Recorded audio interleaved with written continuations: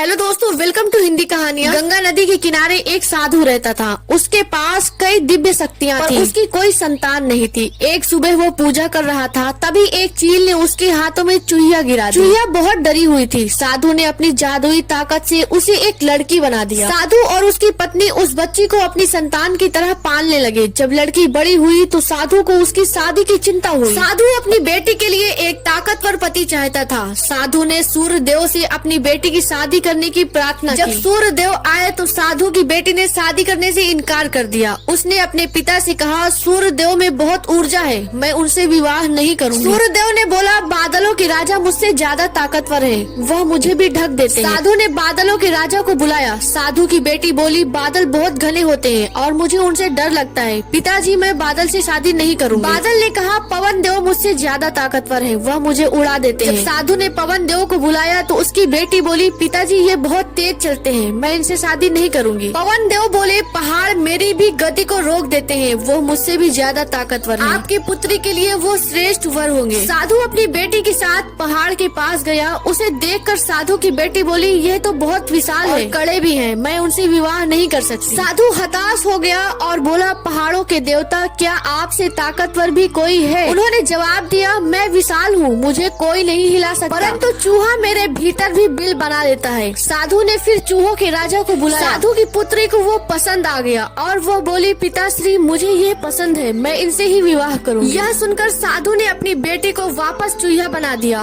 दोनों की शादी हो गई और साधु ने अपनी बेटी को आशीर्वाद देकर विदा किया। दोनों पहाड़ पर घर बनाकर रहने लगे। इस कहानी से हमें ये सीख मिलती है, आप किसी की प्रकृति को नहीं बदल सकते। वीडियो अच्छी लगी हो तो like and subscribe. Thank you for watching my video.